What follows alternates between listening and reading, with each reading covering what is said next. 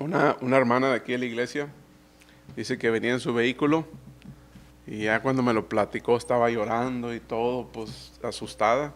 Dice que su vehículo, hermanos, en la calle, dio vuelta, pero voló en el aire y se echó la maroma el vehículo, dio la vuelta, no sabe cómo ella, y volvió a quedar parado.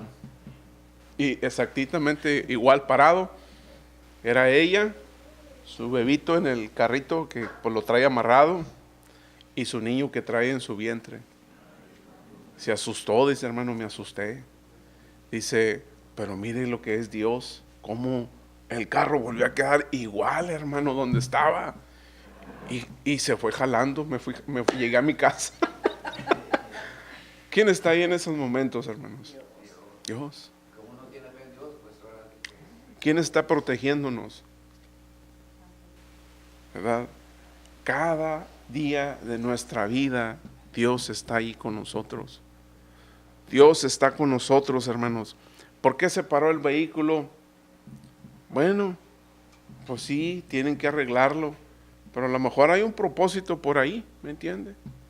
No sabemos, ¿verdad? ¿Se acuerdan que la burra de Balaam no quería caminar? Y se quedó parada, y que hizo Balaam, se bajó y le dio unas cachetadas y mula mugro. No. Y la mula, el burro, perdón, ahí, no era mula, era burro ahí parado. ¿Por qué no quería caminar el burro? Porque estaba el ángel de Dios con la espada.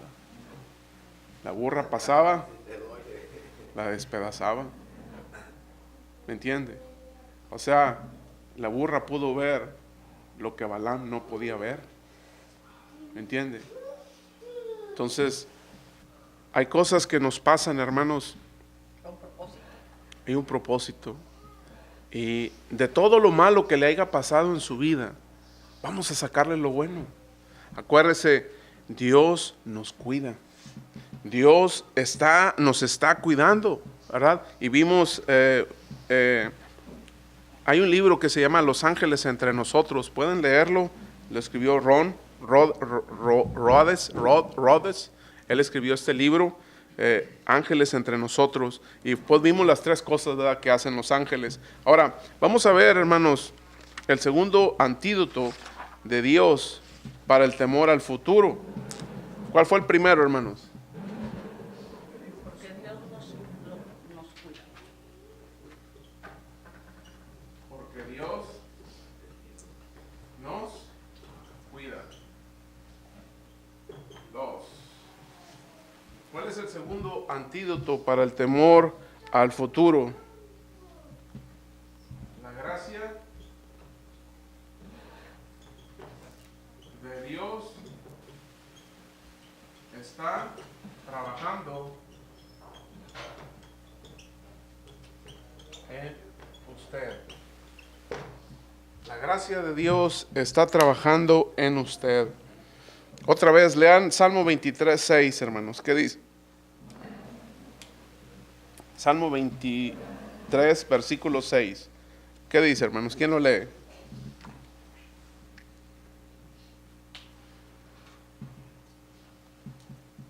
La bondad y el amor me seguirán todos los días de mi vida, y en la casa del Señor habitaré para siempre. La bondad de Dios, ¿verdad? Su gracia, su misericordia me van a seguir cada día. ¿De qué? De mi vida. Así que, hermanos, ¿qué es la gracia de Dios? ¿Qué es la gracia de Dios? Es un regalo, ¿verdad? Pero ¿cómo es este regalo de Dios? ¿Cómo es que la gracia de Dios funciona en nosotros?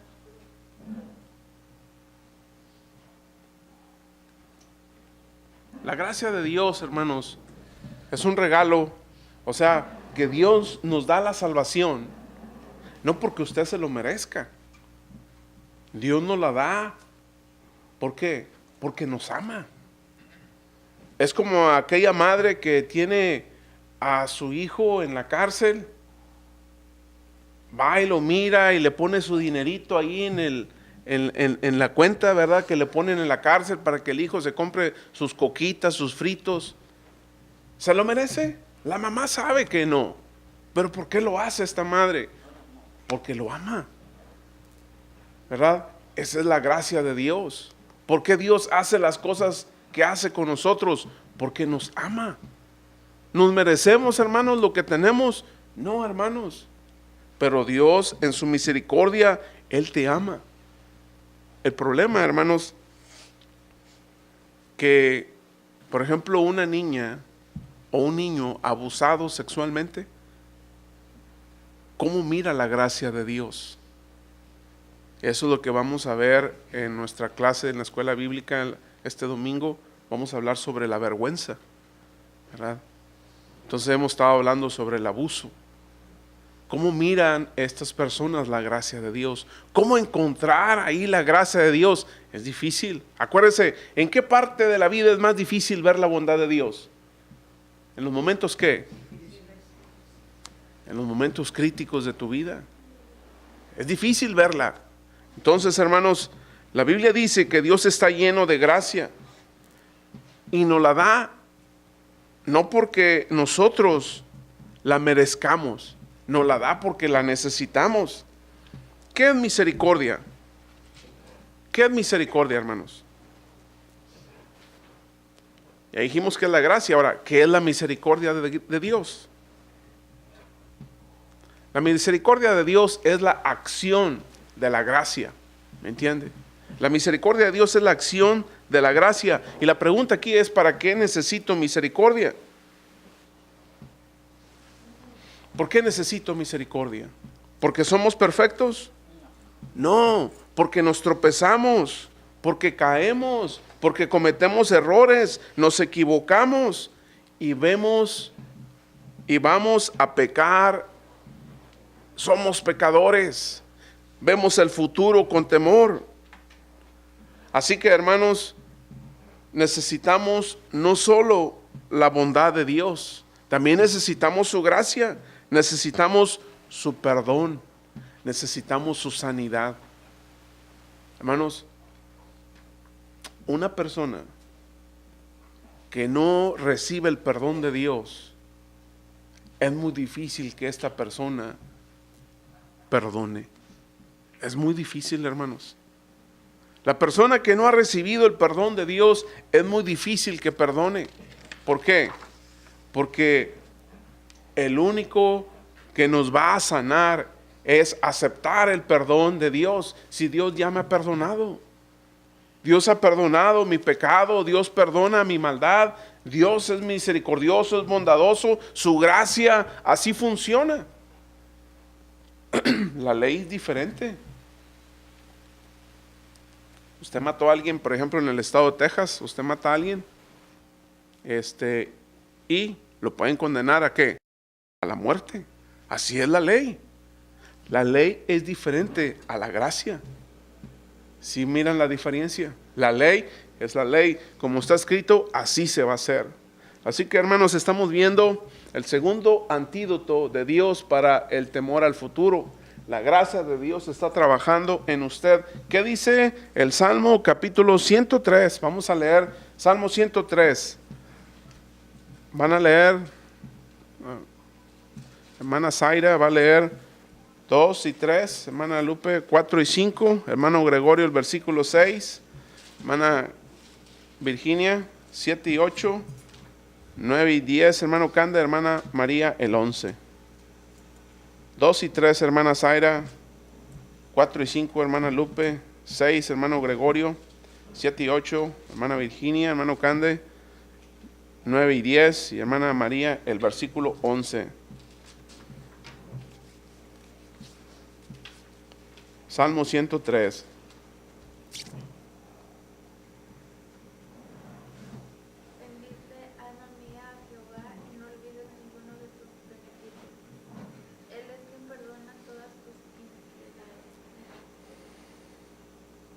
Iniquidad.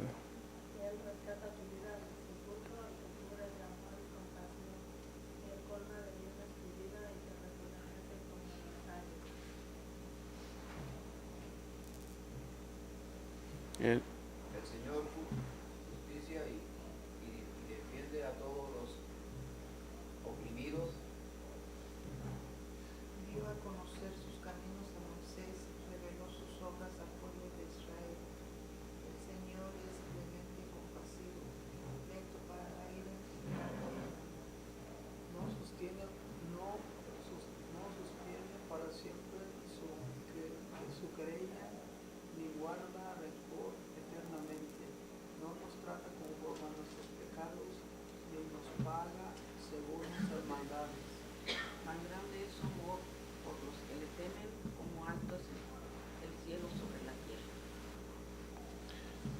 Hermanos, el servicio de Dios está abierto las 24 horas del día.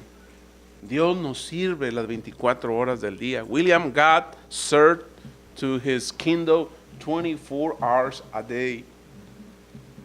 God, he don't sleep. He protects us. The angels, they help. God is real. Podemos ver, hermanos, que la misericordia, que su gracia, que su bondad está a las 24 horas del día. No solamente como los doctores, como cualquier otra persona que tiene un trabajo de 5, 6 o 7 de la mañana hasta cumplir sus 8 horas y se va. Dios continúa con nosotros. Así que imagínense como un padre. No sé si ustedes lo han experimentado con sus hijos o con sus nietos, ¿verdad? Imagínense un padre que sus hijos entran al cuarto y cómo en su cuarto, agarran sus juguetes los niños y ¿qué hacen? Los tiran por allá y por acá y llegan a la sala y empiezan a tirar. ¿Y qué hacen los papás muchas veces? Empiezas a recoger los juguetes de los niños y ya te dije que no los estés tirando, ya anda uno recogiéndolo. Y que tienes que ser disciplinado. Ya el chiquillo encantado de la vida tiene juguetes y el siguiente día. Hermanos, ¿qué hace Dios con nosotros? Arregla lo que nosotros descomponemos. Eso es lo que hace Dios en nuestras vidas. La culpa no la generó Dios en mi vida. Yo la generé, o las circunstancias las generaron, o otras cosas. Pero Dios arregla nuestra culpa. Dios la quita de nuestra vida. Dios compone lo que nosotros descompone. Así que, hermanos, así es la misericordia de Dios. Muchas personas, en vez de pasar días felices, pasan días tristes. ¿Cuál fue el día más triste que pasó usted en su vida? ¿Cuál fue el día más triste de su vida? Cuando se murió un ser querido, en el caso su papá, ¿verdad? Murió su mamá. Yo todavía no me olvido, ¿verdad? Pero sintió, ¿verdad? ¿Cuál fue el día más feliz de su vida?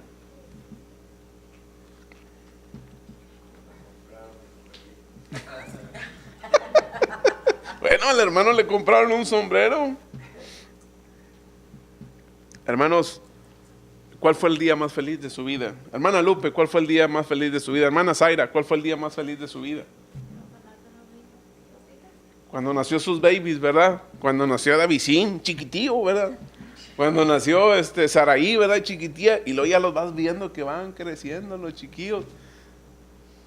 Es un momento, ¿verdad? En este caso, para todo padre, ¿verdad? Es un momento de felicidad, de alegría y es una etapa diferente en la vida de los papás. Hermanos, en nosotros, en ese momento triste de nuestra vida y en ese momento alegre de nuestra vida, Él está con nosotros. Dios está con nosotros. Dios estará siempre con nosotros. Algún día no lo vas a sentir. Algún día a lo mejor no lo vas a ver. Pero ciertamente el bien y la misericordia de Dios están hasta en el momento más difícil de tu vida.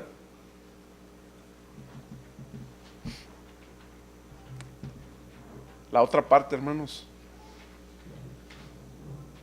Cuando uno está casado, tienes 30, 40 años de casado y sabemos que normalmente se va uno, normalmente, ¿verdad? No siempre, uno de los dos se va primero.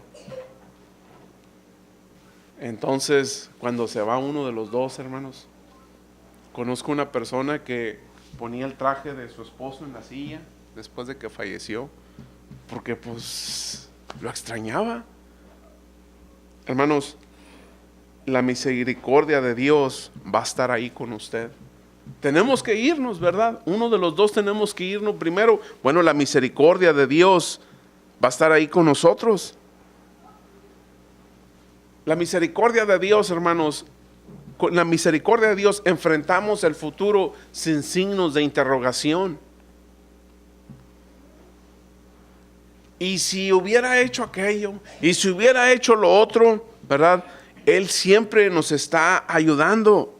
La misericordia, la bondad de Dios nos ayudan. Así que, ¿qué hace la misericordia de Dios? Nos sanan. Así que, hermanos, ¿quién de ustedes ha visto a los ovejeros, a los que cuidan ovejas, a los pastores? ¿Quién los ha visto? Levante su mano. Uno. ¿En qué parte del rebaño va el que cuida las ovejas? ¿Va atrás o va adelante? Atrás. Atrás. Ok. ¿Qué hace el pastor de las ovejas? ¿Las arrea o las dirige? Las dirige. El pastor va enfrente, en las ovejas lo sigue. Pero en las vacas, ¿qué hace el que cuida las vacas? Tiene que ir atrás y las arrea. Es diferente. También puede ir atrás, hermano, el ovejero también el padre se está yendo para ir a juntarlas. Sí, porque a veces llegan los coyotes se las llevan. sí, o sea, si también a veces como bueno, yo como el suegro mío tenía mucho ganado, iban los pastores, yo veía que iban atrás porque cualquiera que se saliera de luego las ¿Eran chivas o eran borregas? eran chivos. Es diferente. Chivas y por ejemplo, uno iba atrás porque luego me metían a la cerca. Pues es que si va adelante se desbalagan. ¿Sabe quién van atrás en el caso de los borregos, de los borregas, de los ovejeros? Los perros. Pero el que cuida las ovejas va enfrente.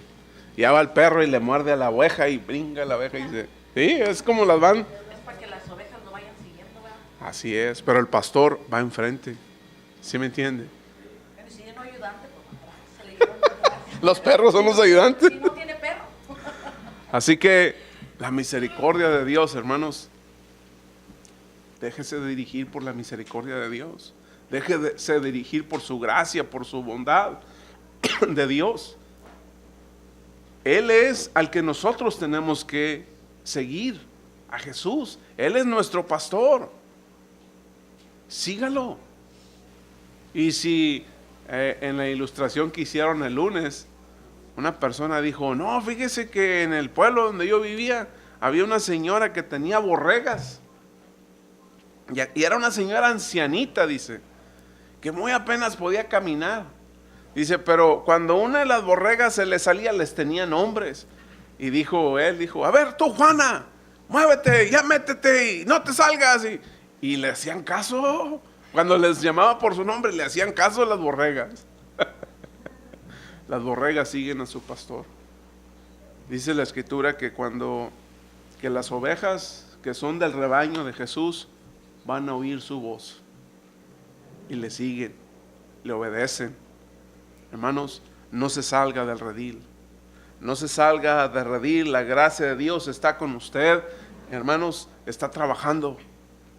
Aún, hermanos, en el momento más difícil de su vida, ahí estuvo Dios. Ahí está Dios y aquí está Dios con usted. La tercera cosa, hermanos, que el tercer antídoto de Dios al temor al futuro es que el cielo me está esperando. Ese no debe ser un temor, debe ser una alegría. Es el antídoto. Ah, El cielo me está esperando. ¿Qué dice el Salmo 23, versículo 6, hermanos, de nuevo?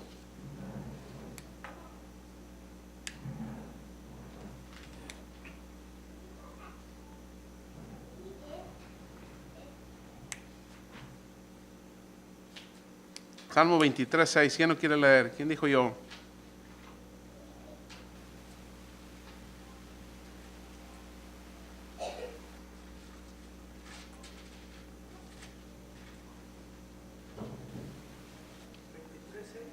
¿23:6? 23:6. ¿Qué dice de nuevo?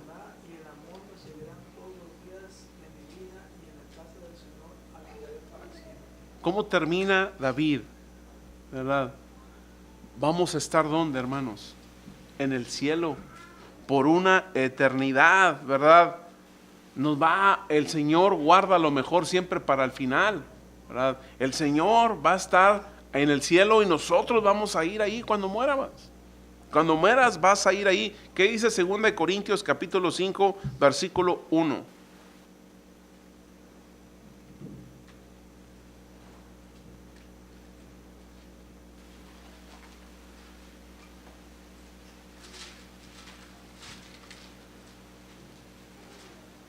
Porque sabemos que si nuestra morada terrestre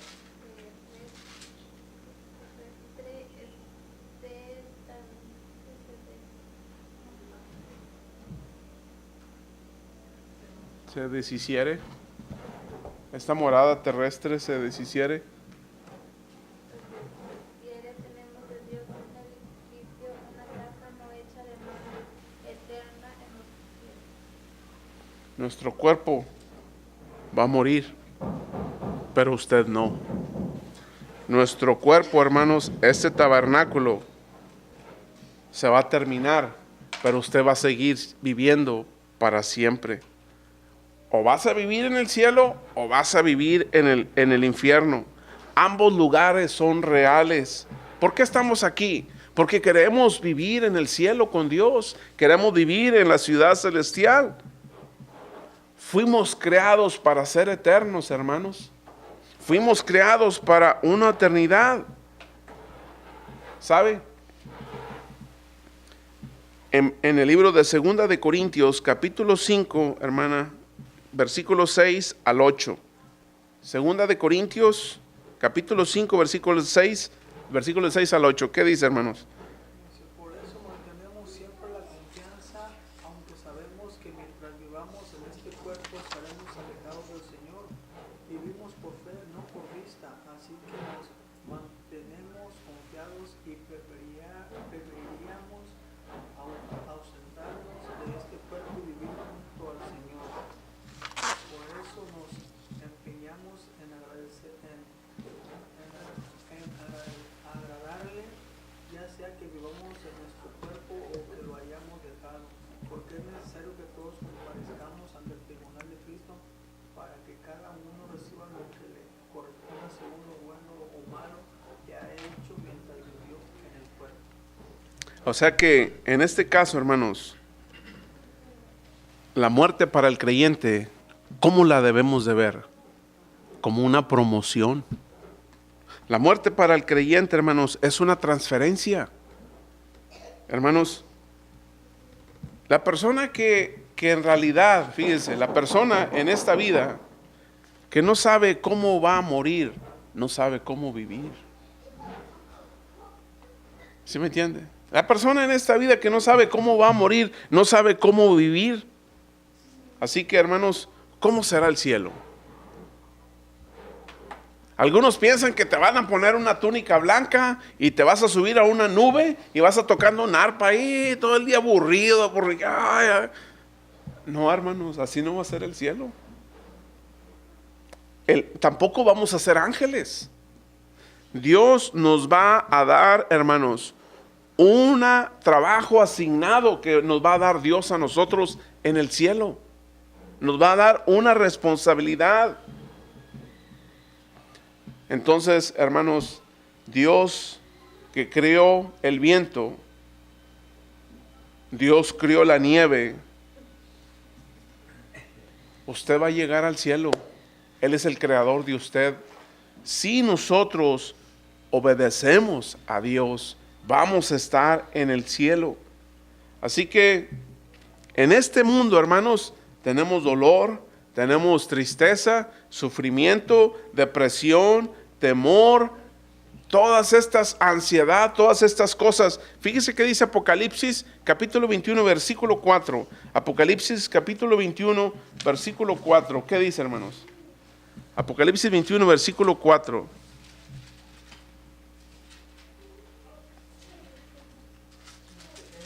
Les enjugará todo lágrima de los ojos, ya no habrá muerte, ni llanto, ni lamento, ni dolor, porque las primeras cosas han dejado de O sea que, ¿para quién será el cielo, hermanos? Algunas personas dicen, en una manera de no aceptar su culpa, las personas dicen, oh, todos somos hijos de Dios. No. Esa es una manera de no aceptar tu culpa, de no aceptar que eres un pecador. Todos somos hijos de Dios, no. Todos somos criaturas de Dios, inclusive Satanás. Pero ¿quiénes son los hijos de Dios, hermanos? ¿Quiénes son? Pues los que le obedecen. Los que hacen la voluntad de Dios. Esos son los hijos de Dios. Así que, hermanos, otro pasaje más, Primera de Pedro, capítulo 1, versículo del 4 al 6.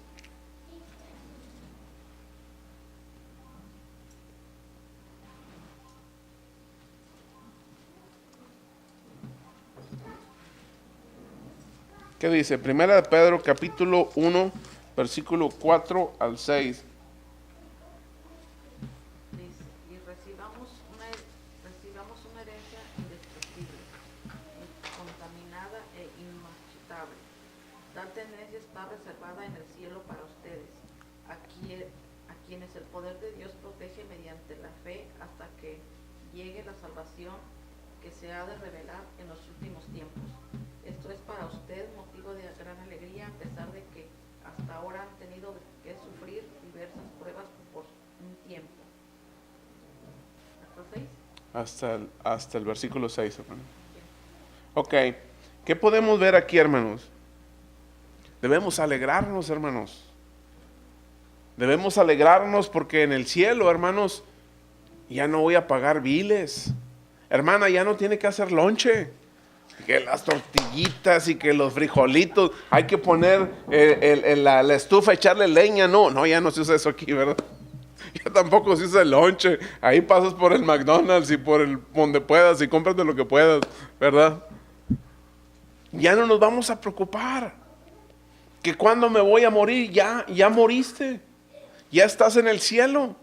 ¿Qué va a pasar con mi descendencia? Ya no te preocupes. Ya no vamos a tener ese sentido de preocupación como ahorita en la tierra. ¿Por qué, hermanos? Porque ya no es necesario. El cielo fue creado para aquellas personas que obedecen y hacen la voluntad de Dios. ¿Cuántos años vamos a vivir en esta tierra? ¿Cuántos años va a vivir? ¿60, 70, 80 años? ¿Sabe cuántos va a vivir en el cielo? Miles de años. Una eternidad. ¿Se fija la diferencia? Así que, hermanos, la tierra no es la función principal, es el principio.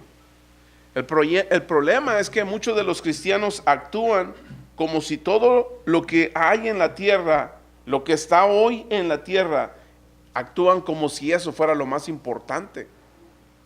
Pero no. Así que dijo Pablo, hermanos, en una de sus cartas, soy peregrino.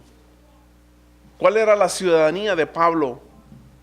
Él no estaba interesado que si le iban a dar green card o cosas así por el estilo.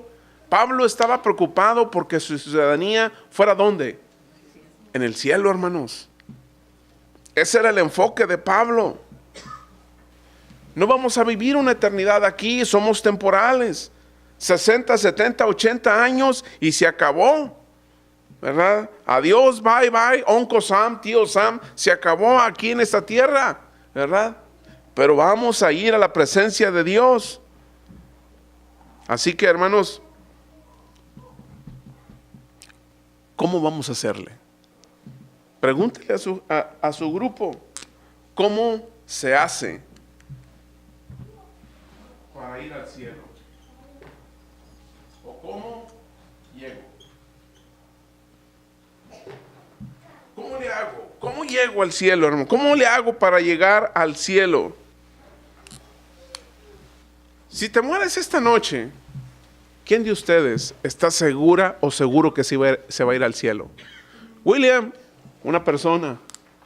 If you die tonight, are you sure you go to heaven, William? Probably I will, because I've accepted Jesus as who he is. Amen. Amen. Así que, hermanos, ¿Quién de ustedes está segura o seguro que va a ir al cielo? Tenemos a 2 personas, 3 personas, 4. Ahí es el signo que la interrogación, hermanos, no es por lo que yo estoy haciendo que voy al cielo. Hay personas que se pongan pencas de nopal enfrente y atrás y van hincados y hacen tantas cosas. No es por lo que estás haciendo. Es porque la gracia de Dios es así. Lo que tengo que hacer es obedecerlo a Él. Y ahí nos vamos a ver.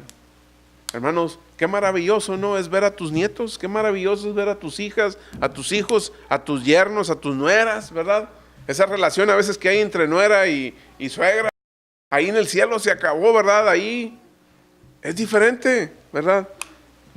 Así que, hermanos, ¿qué dice Juan capítulo 10, versículo 27 al 28?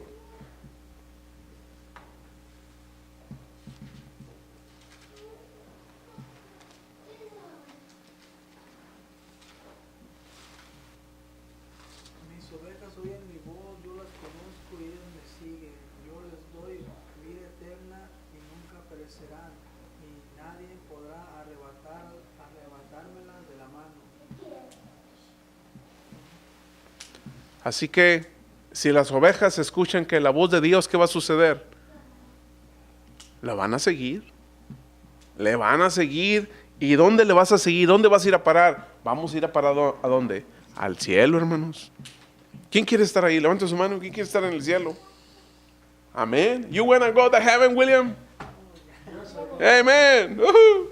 Yeah, yo también quiero estar ahí, hermanos.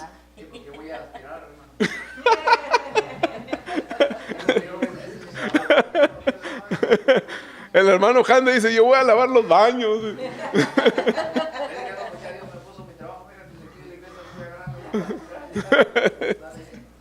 What do you want to do in the heaven, William?